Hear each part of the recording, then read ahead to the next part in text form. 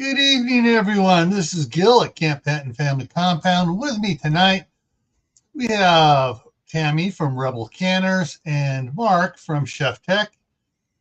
And it is the Monday Night Fireside Chat. And tonight we're chatting about, and let's see what it says. What is that? I forgot. Oh, yeah, preserving meats on sale. And here we are. And let's see who all's in there. All right, so go back to the top here on the thing. So Shady Hill Homestead was first one in. Then Tammy said hi to everybody. Then Mark said hi to everybody. Then Diana came in and said hi. Then Sofa Survivalist. Oh, hang on. I got to do something here in a second. I got something to do here in a second. Then Tammy, you know that's me, right? You do. Okay, hang on here. All right, folks, we're going to take a slight detour here. Hang on. I got to do this right. Got to redo this. Hang on, stop sharing. I got to do this right. And got to get going here. Sorry, I didn't mean to do the mad scientist evil laugh. That's all right. I do it all the time. Share sound. No, you can share the sound. Is that my YouTube channel? Or is that the message I sent you? That's the one you sent me. Yeah, play the volume. Nobody heard it. Nobody heard it? I turned it. Let me try it again. I got to turn it off. Go back in again. Share screen. I keep forgetting. It automatically shuts it off. Off half the time. Use the volume. Yeah. Welcome to the Sofa Survivalist page. I'm just a fat dude, and I watch everybody else's videos, and because of that, I know how to survive. That's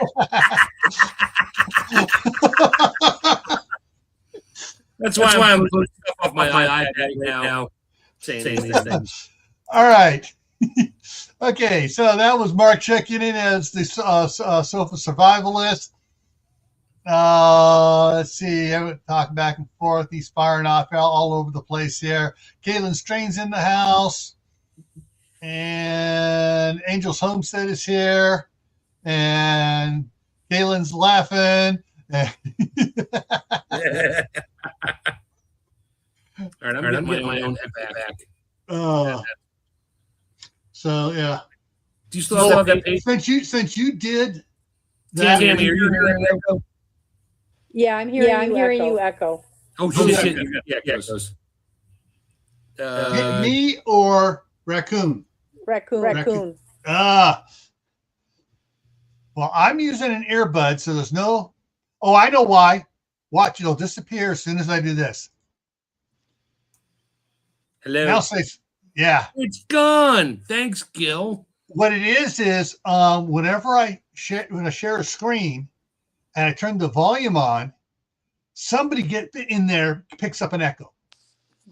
And it's not coming through me, it's coming through StreamYard. Mm-hmm. All right. So as soon as I stop sharing, it kills off that echo loop in there. All right. Now I'll remember that, Boomer. So next time it happens, I can yell at you. Yeah. Turn off the sharing. All right. On to the sale meats. Okay. So, yeah, sale meats. Oh, I picked up so there'll be a video coming out tomorrow, everybody, on what I did last night. It'll be an ending. Oh, Belt Loop just came in on your side, Tammy. Thanks. And so I canned one of those big, massive bags of meatballs from Costco. Ooh. And I got a couple of jars here of them. Little siphoning problem there. We discussed that. Here's the thing.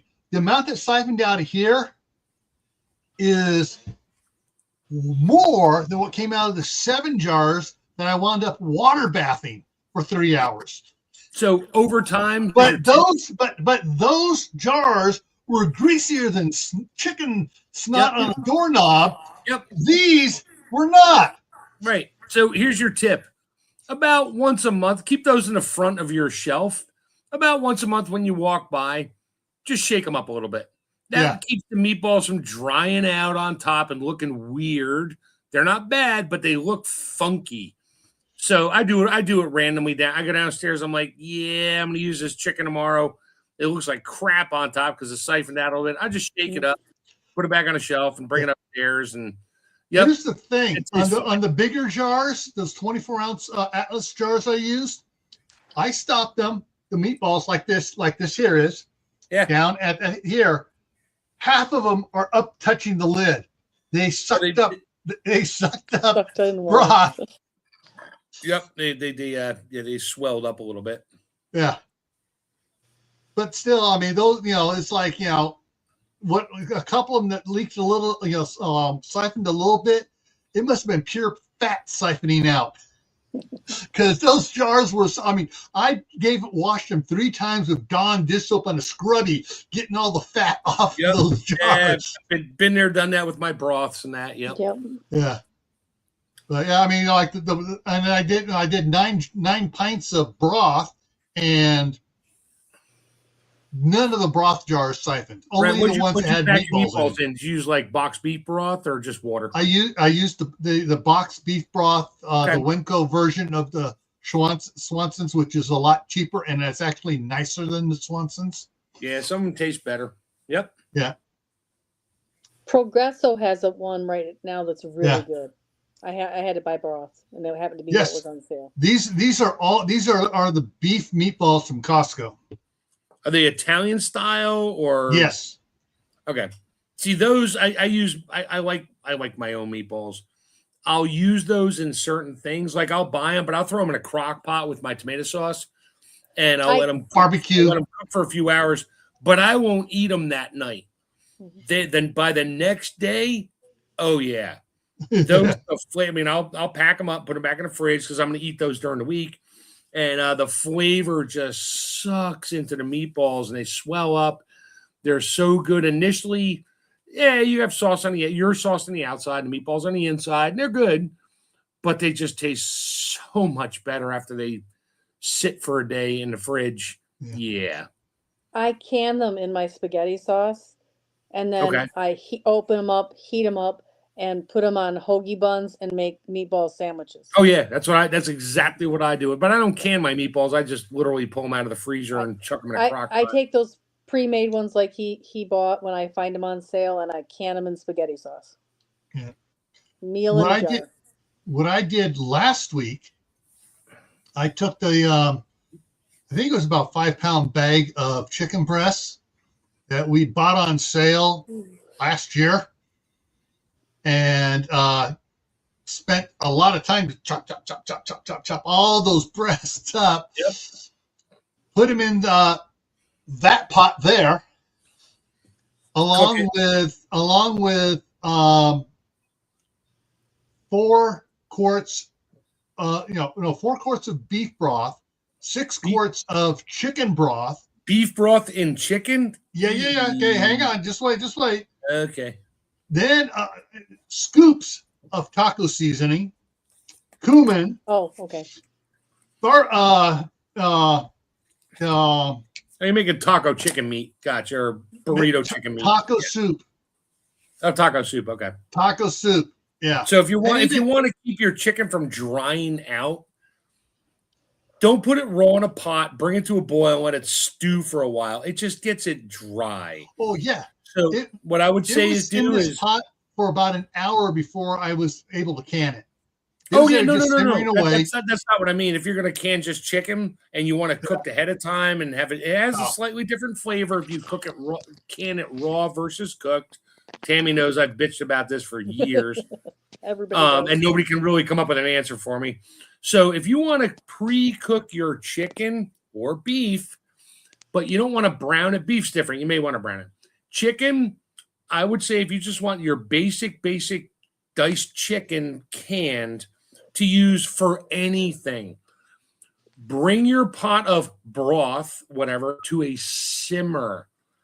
Throw the chicken in there, and depends on how big it is, just let it simmer until it's cooked. That is all, and get it out.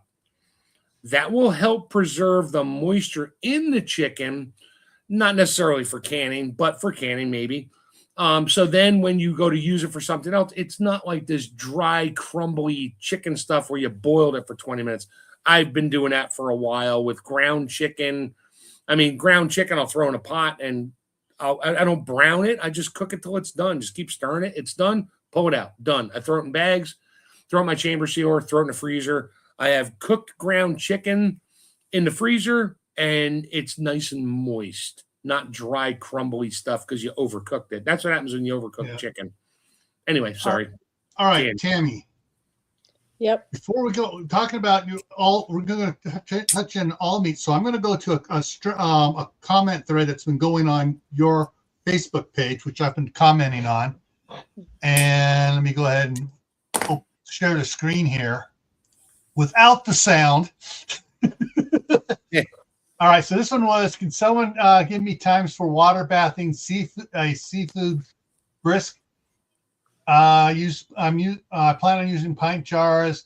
I use rice as a thickener instead of flour.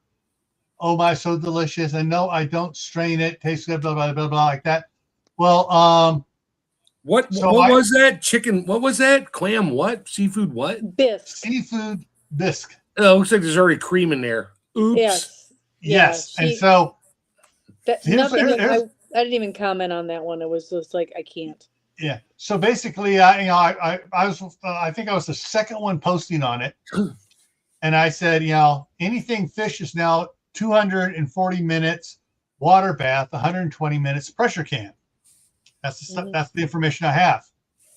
And then she goes, one of the other ones says, I read that, but I was wondering what happened with heavy cream being processed that long. And I talked to her about what we talked about last week. I just saw that. The cream of anything soups and stuff. And so I also mentioned that, would be here tonight, type thing. So I wasn't sure if anybody's going to pop in here from that was watching it, but one of the other ones posted, see if I can get that there, posted that. That's old. Yeah. It says seafood, half pint jar, 100 minutes, pint jar, 100 minutes. Well, yeah, half pint and pints are the same. You go with the pint times. Yeah. So that's fine. But the fact that there's cream in there, this is why I don't comment anymore because some people. The thing is, what got me is that, what I was reading off of was anything fish, anything, crabs, oysters, whatever was supposed to be the anything 150 or 140 minutes, 30, 120. 120 minutes. And that's for pints. Quart. Oh, that's for quarts? Okay. And you don't cut that in half for pints. There's a different time for pints. Yeah. But anyways, half pints go by pints. So yeah. This person here,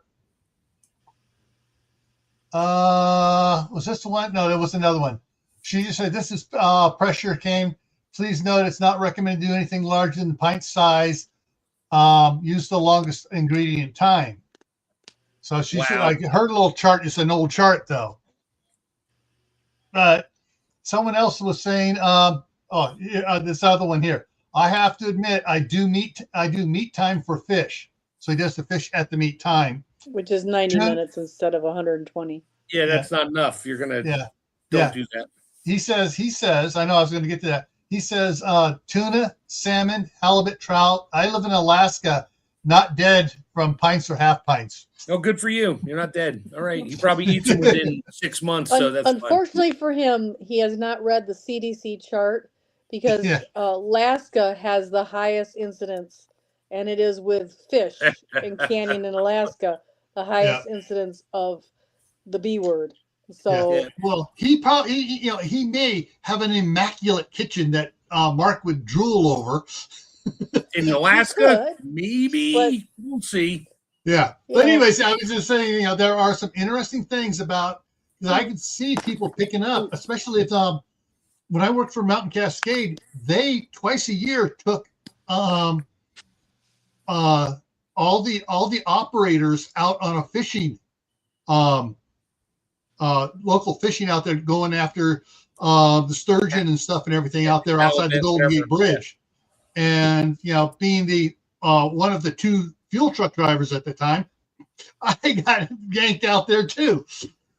So yeah, I mean, you all of a sudden you wind up, everybody's catching, and someone says, "Hey, you want my fish?" After we get back to the shore, here, you take my fish home. My wife doesn't like it, but I just love fishing. So it's like, sure, I'll take all your fish. Just give it here. Yeah. So that's another time where you're going to get, quote, fish on sale. I mean, meat on sale.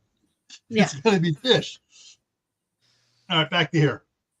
I had a bunch of frozen halibut given to me, and I canned it, but it didn't hold its shape because it had been frozen. Halibut's a soft white fish. It kind of shreds. Yeah. Oh, salmon you can do salmon. Yeah. You got to pack it tight. And don't add skin broth in. To it if it's raw. Do not put skin to the glass edge. Skin in. No. Yeah. Right. Or take it off. But if you take it off, it just shreds, which is fine if you're gonna make like salmon salad, shredded kind of bisques and stuff after you pull it out. Don't can it with milk. All right, so we've got several questions here already from the inside chat here. You can barbecue shredded beef or pork. You just have to be very careful with the barbecue sauce. If it's a very high sugary sauce, like I'm going to name a name, I love Sweet Baby Ray's. I don't can Sweet Baby Ray's because at the 90-minute time, it burns. Yeah. You have to add, if you add water to it, which is a vinegar-based barbecue sauce. Open pit does not burn. So you just have to kind of gauge it or wait and add the sauce after you open it. Yeah. What if you add water to the Sweet Baby Ray's? Would that help it? Ish, maybe. It's still the same. It still burns at the same temperature. Diluting it. Gotcha. All right. So would that be a time to go Amish and water bath? Amish don't do fish, but anyway. No. We're talking about barbecue pork. They don't. A lot of them don't do pork either. Yeah, but beef, shredded beef, Yeah, I have not done it, so I can't speak to it. I don't know. Okay.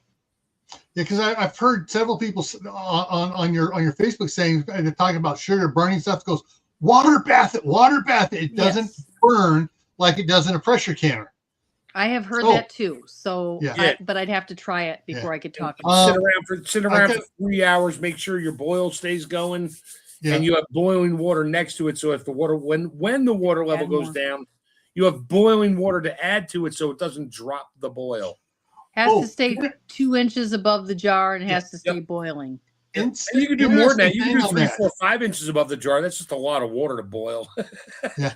Interesting thing on that. When I had the malfunction with the Presto canner and it wouldn't seal it right. Right. So I water bathed it. So I just quickly, because I have the new stove. That white stove is gone, and now I got a gas stove in there. And so what I did is I used this one to heat up my water real quick, and it was boiling. And I put the UGG glove on because the steam was just coming out, and I filled it up. And I figured, well, I wonder. So I took the canner lid and just set it back on the canner without the jiggler on it. Yep. And I didn't have to add any more water. It was almost very little steam came out because it was condensing and running back in. Yes. Yep. So that was cool. On your Sweet Baby Ray's, you're going to want to change and just go with Baby Ray's. Baby Ray's has no high fructose corn syrup. It's just sugar. I'll have to look. I had to do that. I had to do that because of Eli. We all need to watch. High fructose corn syrup. Yeah. No. But Eli, my grandson, who's autism, goes ballistic when he had the Sweet Baby Ray's on. Of course, because he's got his high fructose corn syrup. That's wrecking his blood sugar. Yeah. Yeah. Okay, so the other one here was a couple of them here. Kaylin asked if beef bacon, i.e., beef, would be the same as pork bacon, or would it be the same as just beef because it's beef? Beef bacon is a lot leaner. It doesn't have the fat on it that pork bacon does. And so if you're going to can it, I told her to put at least 1 to 2 teaspoons of water in the jar to keep it moist so it didn't get hard and crusty. There's there, but okay. So just make sure everyone's connecting the dots here. All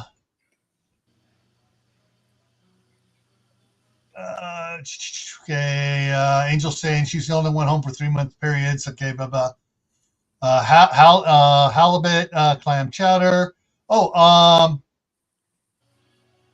Linda Myers just came in on your side there, Tammy.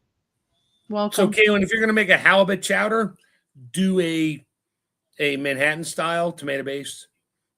You can can it. The halibut pieces will turn to very tiny bits. The flavor's still great, but you're not gonna have chunks of fish in there anymore. Yeah, you'll have. But the flavor's still really good. All the nutrients are there. Everything's there.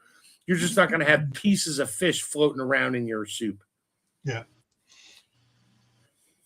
The I didn't. Things took south on me today when I was in Idaho Falls. I was going to go over to the chef's store, Mark's store, U.S. Foods. And someone posted in the local thing that they were having and you froze the 4-ounce chicken breast fillets in the 40-pound box. Yeah. Ooh. Fresh to frozen. They hit their date. Their sell-by date was coming up within 4 days. They throw it in the freezer and sell them cheap. That's where I get all my stuff from. So if my number 2 grandson didn't get sick and throw up at school, I wouldn't have had to come back to help my daughter because I had to watch the other 2 kids because she had physical therapy for her wrist. Yeah. So how much was the chicken breast aside from your family story? I can't remember. All I know is she was saying it was on sale, and probably like $1.20 a pound for a 40-pound. Yeah, it was down there close to $1 a pound, and so that's where I get it. I get $1.04, $1.08, $1.10. Yeah. I don't care. And I just cleaned out the one freezer. I cleaned out the one chest freezer. It's 4 10-pound bags that were stored raw in the fridge at like 34 degrees. Gets near the time, they take the cases, they put them in a freezer. Now, a lot of that juice that was in those bags it will now freeze. You need to thaw it out again, or mostly thaw it to do something with it. I let mine get down to the point where I can rip them apart and my hands have frostbite on them. And I'll run through the grinder, grind it partially frozen, and then cook it. And then I bag it, freeze it for the dog. Or I grind it, cook it, bag it for me. Just raw chicken breast, no seasonings, nothing. But I gently cook it. You can dice it, cube it, whatever you want, or thaw it all the way, pound it out, and make chicken fillets out of it. You can refreeze them. It's not suggested, but because I don't know if that stuff was frozen once before, you can refreeze it if you're going to do something with it. Make like a stuffed chicken breast or something like that and refreeze it. Just make sure you use a seal meal.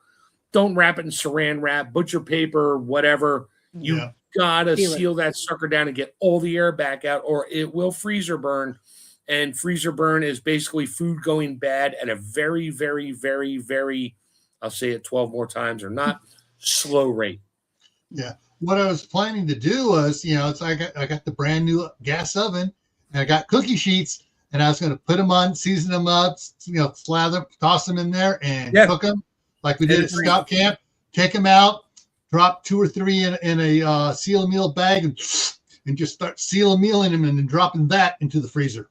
Yep. Make sure you let your chicken or any meat, if you're going to seal meal, let it cool completely. If you live in a colder environment, I can just take it outside for a couple minutes. Use your outdoor refrigerator, aka your deck, your porch, no animals.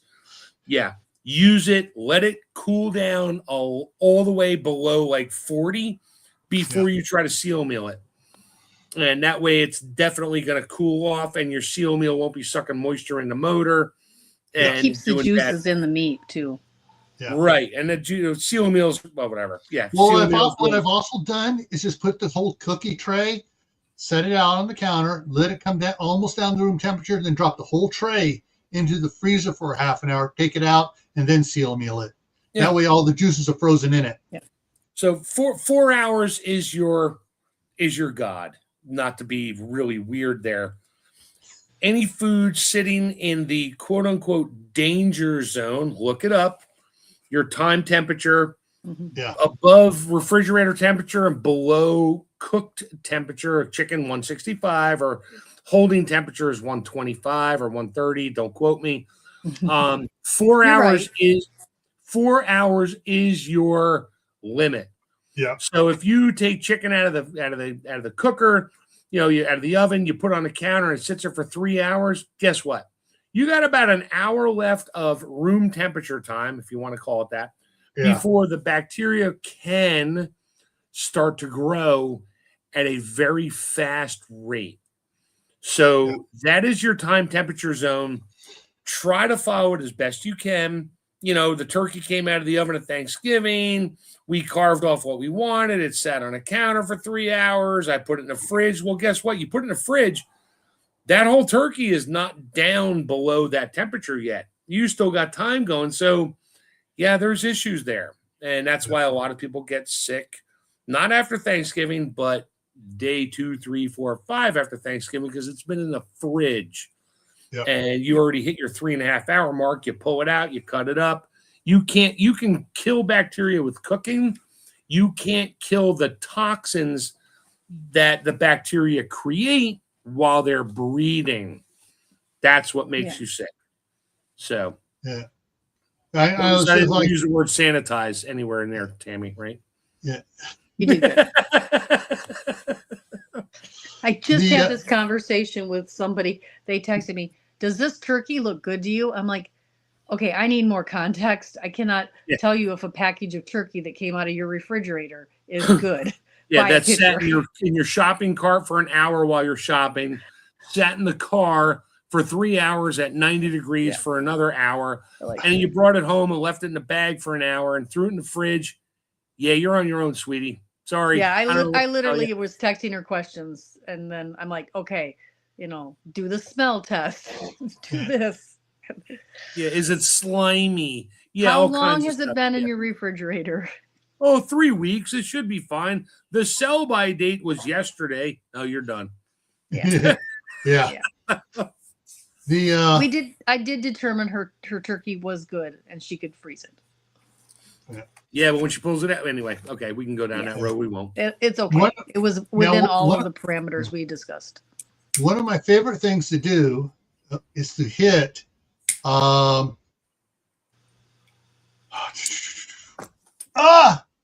McGee's here, another Idahoan. Is I like to hit Sam's Club on Wednesday morning at 8 o'clock when they open the door. Yep.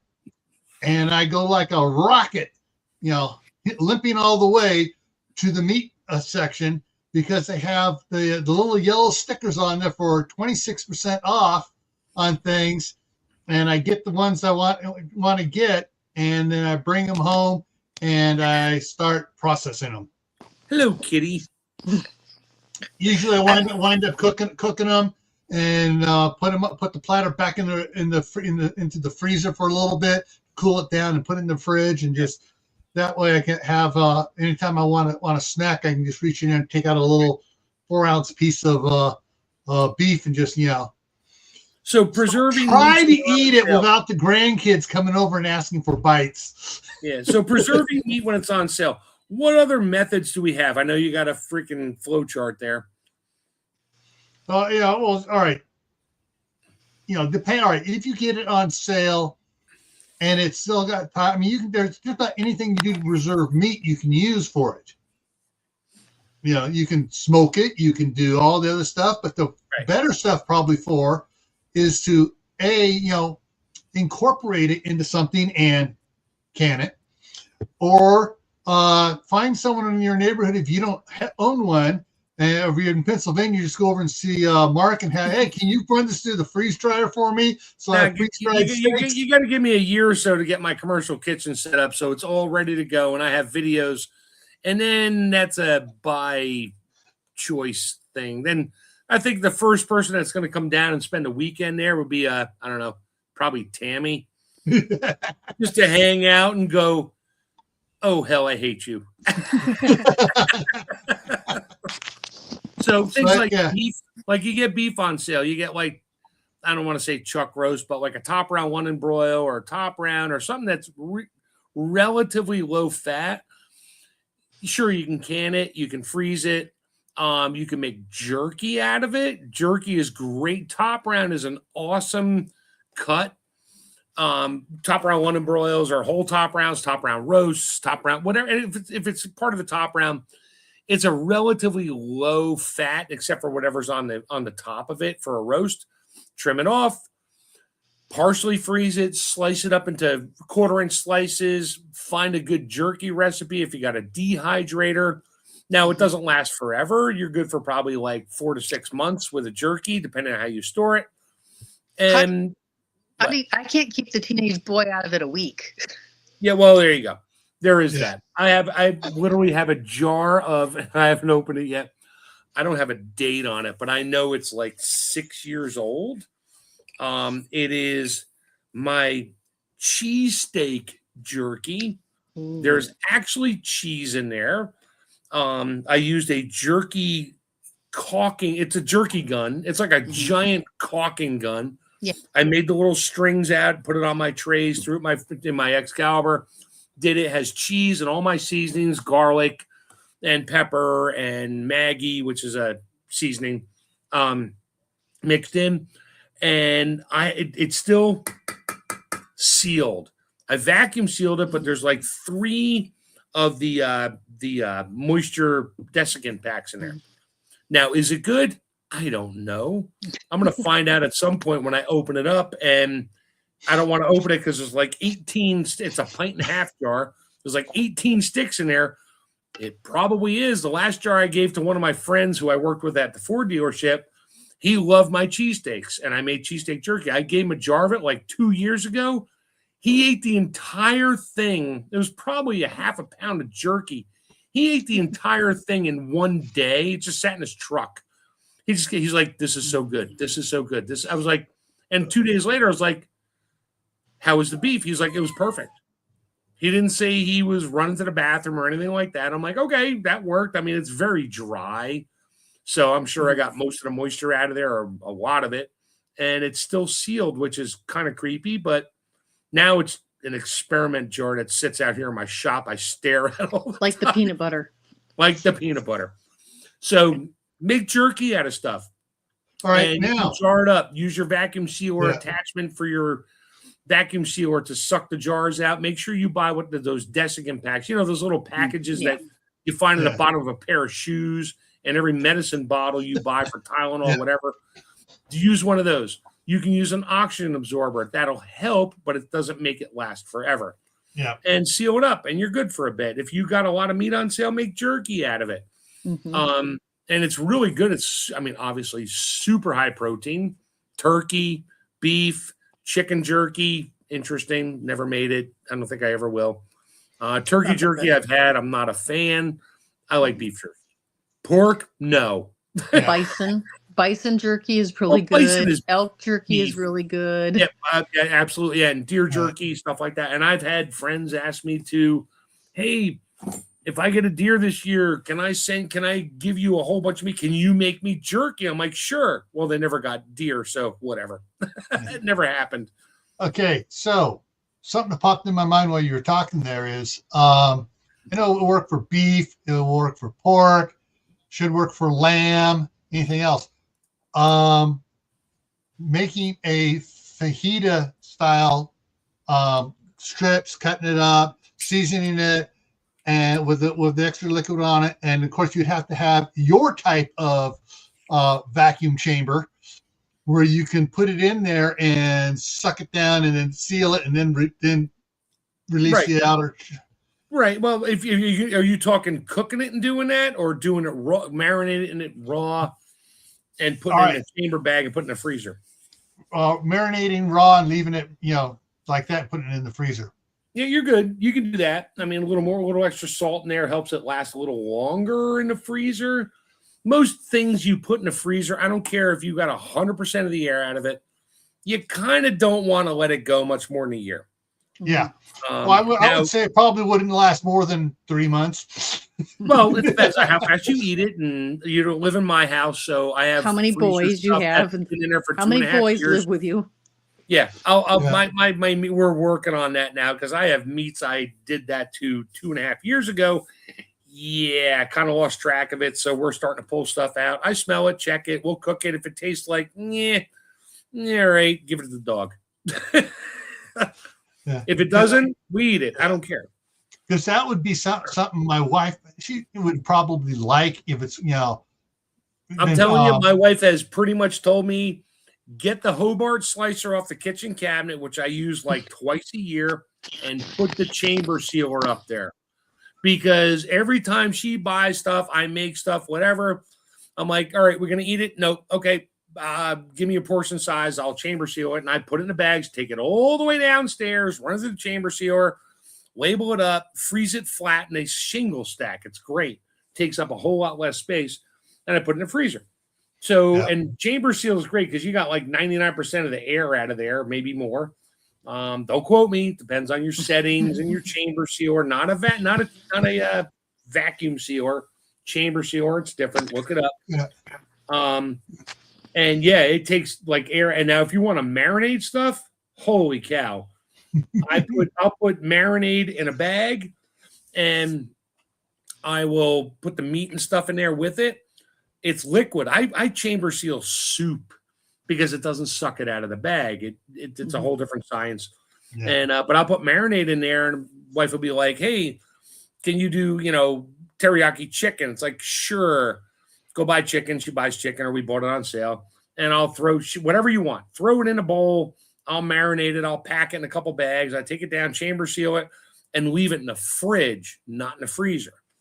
And when you suck the air out of the meat, because there is air in meat, tomatoes, everything has some kind of air volume, whether it's oxygen or nitrogen, whatever, it's in there. When you pull that out, it pulls the liquids in.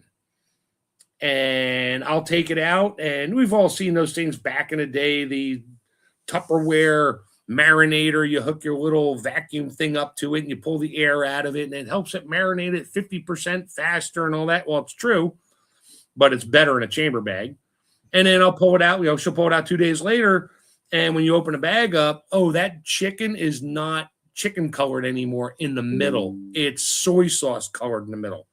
It pulls it right into every single pore that had air. And it's awesome. But I did spend $1,400 on the VacMaster VP230. Yes, I'll say it. No, I don't get paid by them. And it has probably saved me at least that much in throwing food out in terms of bring it home. What are you going to do with it? Oh, it's on sale, so I just bought it. Great. Goes right in the bag, goes chamber sealed, labeled, dated, in the freezer. And it'll probably that stuff lasts a whole lot longer than vacuum sealers. Yeah. So that's a whole nother video. Maybe I'll do that on my Chef Tech channel one of these days. All right, I'm done. Sorry. My soapbox just collapsed underneath me. Oh, okay. So, and things, using, if, prepping the meat, either cooking it and canning it. Oh, which reminds me, I saw after I did this last night, today I saw where people are doing it totally dry. Canning. Yeah. Canning. Yeah. You can. I don't like it that way. Yeah. It gets hard. It gets crusty. I really prefer it because I'm going to use that broth. I'm going to make a gravy and make Swedish meatballs. I'm going to do something with that broth. I'd rather have the broth. It just seems like it keeps the moisture in the meat. It makes the meat better. It's a personal choice. A lot of people dry pack raw meat and they're happy with it. I just don't. I prefer a gravy. So yeah. So there's a lot of things you can do with for making meatballs. be doing just lost it. Fajita meat or stir fry meat, getting all the stuff ready to go in. So you pull it up, you start cooking this. Everything's already measured. Boom, boom, boom. And what would have been a hour and a half job making a meal is, pop. It's half an hour and you're done. Yeah. Heat it all up. Heat it up and you're done. Meal in a jar. Yeah. And so, I mean, to me, I could be wrong, but I don't think I am. You can do this for turkey, chicken, pork, beef, lamb, goat, rabbit, deer, elk, venison, any meat that you can find for sale. And some states they can actually, if they raise their own bison, they can sell it publicly. Yeah, I had a grocery store that put ostrich on sale. I canned ground ostrich. It's another red meat. Mm-hmm. I mean, when I could find meat under 99 cents a pound, I buy it and I can't. Good luck with. So basically, you haven't bought anything in months. Yeah, a couple of years now. Good luck finding meat on sale these days. Good ground beef, as long as whatever you define your own good ground beef on sale. You'd be lucky to find it for $4.49 a pound. I did get some turkey under $1 a pound this fall. Right. So yes, and then you have the freeze drying community, but there's only 2 of us on this channel right now that are part of that, and that's me, myself, and I. All 3 of your that's 3, not 2. Yeah, whatever. 3 of us, 4 of us. I don't have the other phone fired up, but yeah, freeze drying. I have freeze dried raw fish, freeze dried raw shrimp. I have not freeze dried raw beef yet. I have no issues with it. I just cook it and freeze dry it in cubes, make my own freeze dried diced beef, chicken, turkey, whatever I find on sale. Goes right in the I cook it right in the freeze dryer, so it's ready to eat in terms of add a little water, rehydrate it, or throw it in something, and I got instant food. Just like some of the big companies that make freeze dried number 10 cans of, diced beef and diced chicken and all the other base ingredients. I love base ingredients. Yeah. I don't always just make something like taco meat. Well, now I got 28 jars of taco meat. I'm stuck with tacos. You said a magic word there. What, taco meat or freeze dry? Base ingredients is on the schedule for. So I was just looking at the schedule here earlier. Okay, it's not going to be until March or April, but it is on the schedule somewhere here. I guess I just saw it here, but so just quickly for everybody. So next Monday is canning breakfast. The following one is what should you not can? There's a lot. Didn't we do one of those before? To can or not? It was about a year ago. Well, there is that. Time flies. Time flies. And then on February 2nd, we're going to be it's Groundhog Day, and it's going to be kind of like open thing, whatever. There it is. February 9th, canning meal bases. Okay. Yeah. But I got some other good ones here coming up. And hang on, let me throw this up here real quick.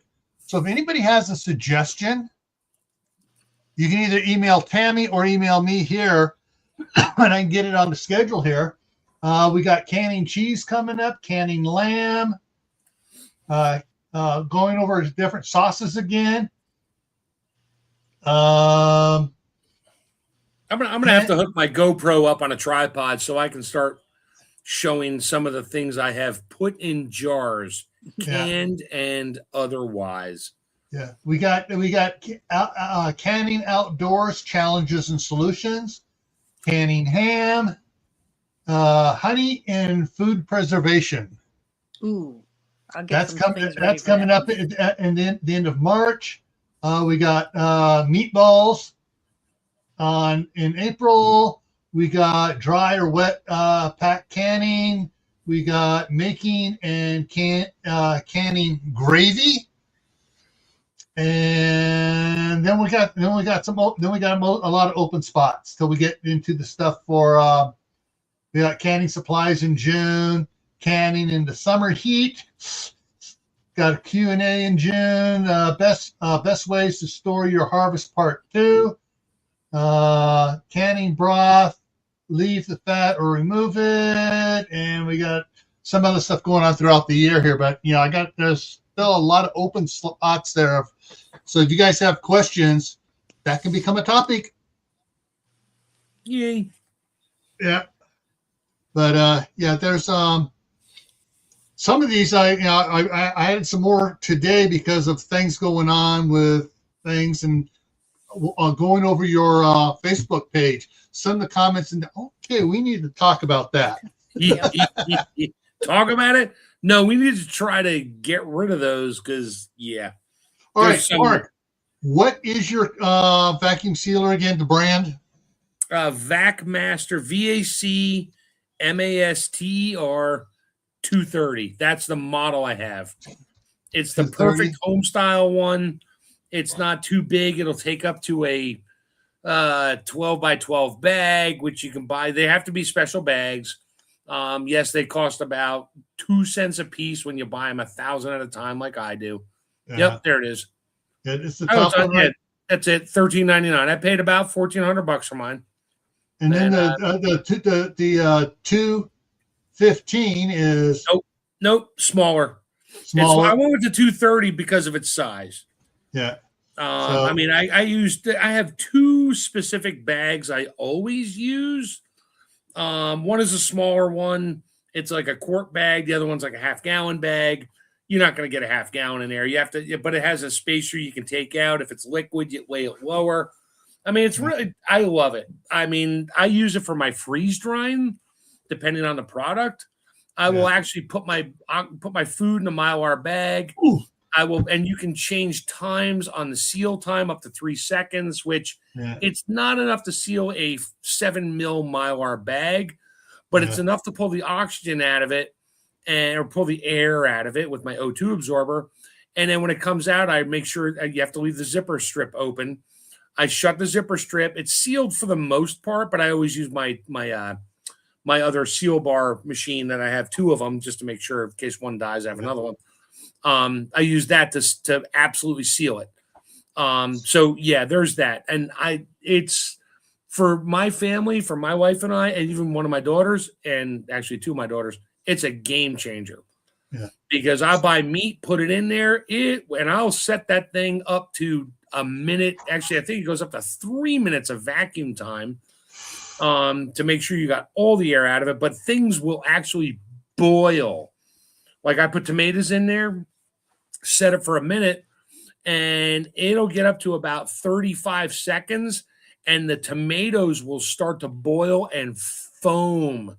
And then it gets into the seal area because it will do that. So I'll hit the stop button. It'll stop the vacuum, slam the sealer down, seal it up, and then it lets the air back in the chamber. So because when you suck the air out, you're not sucking it out of the bag.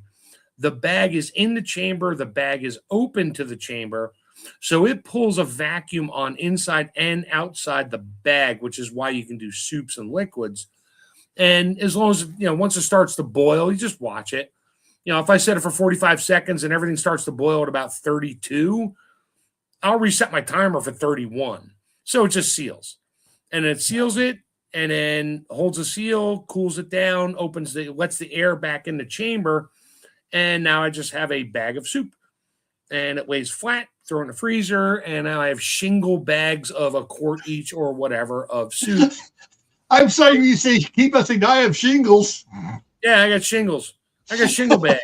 What are shingle bags? They're those bags that hang off you when you get a disease. Anyway, I'm not a doctor. I don't get shingle bags. Anyway, but I did stay at Holiday Inn Express last night. So there is that.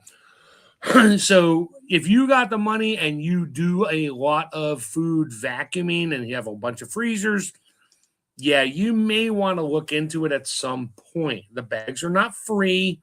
Yeah, you get a couple bags with it. Well, here are bags here on Amazon. The 8x10 bags. Yeah, what mil? What mil? 3 mil, 4 or 5? These are the vac ones. They are. Those are 3 mil.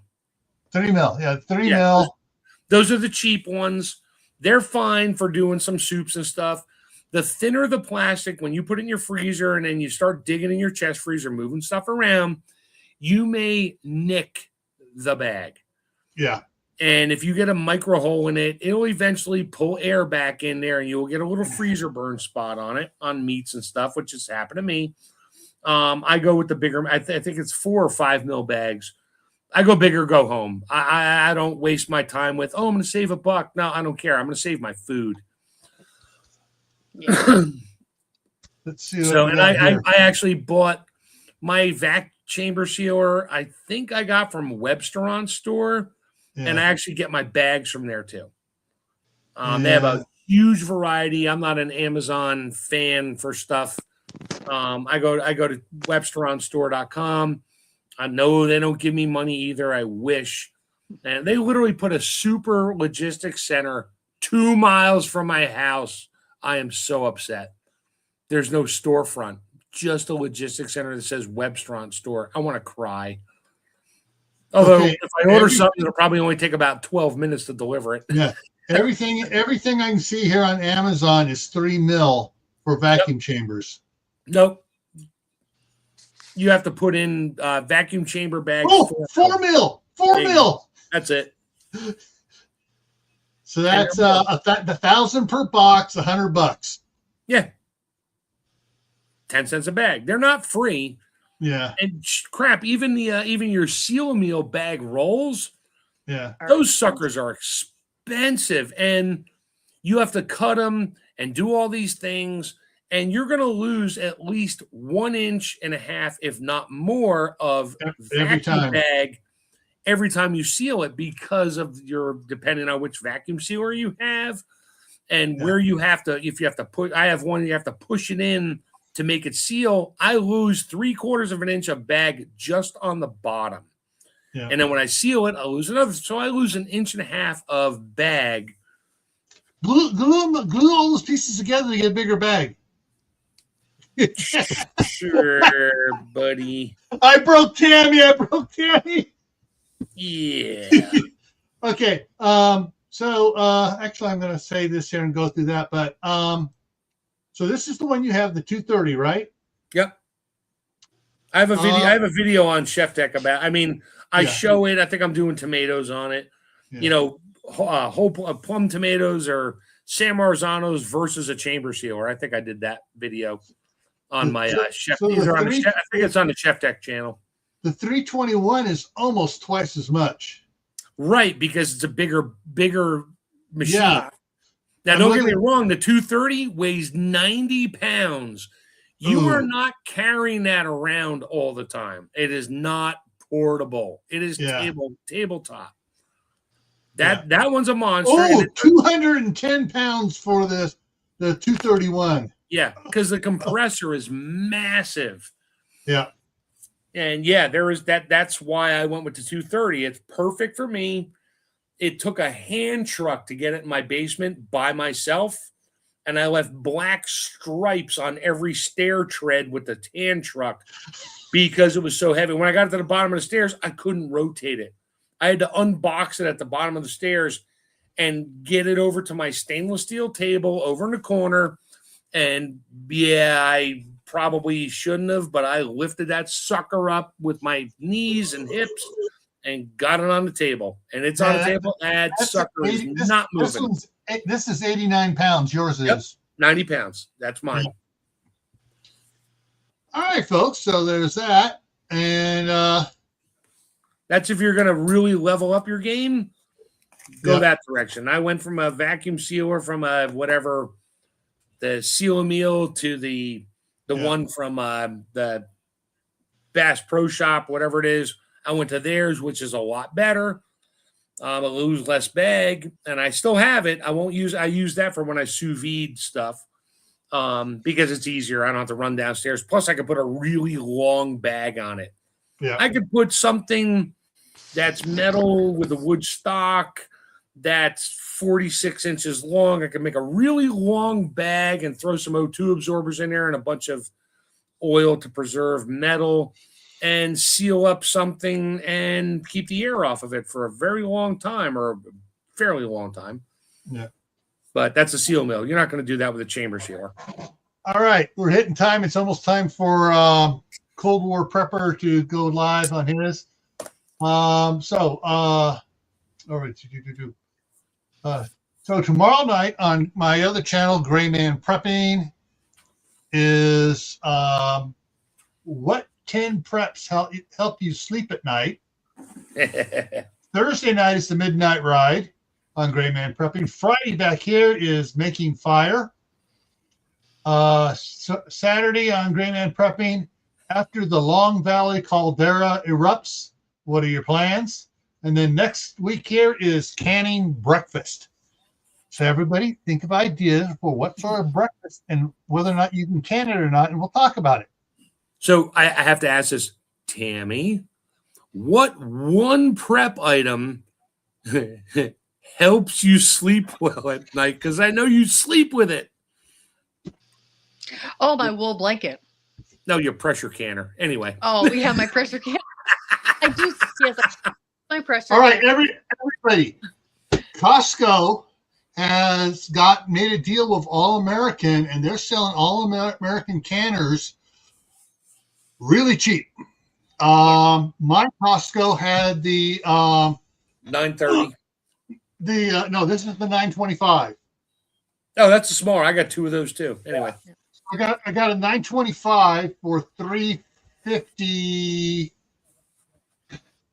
Crap. I left the receipt. No, here's the receipt. Like in the 350 zone. Yeah.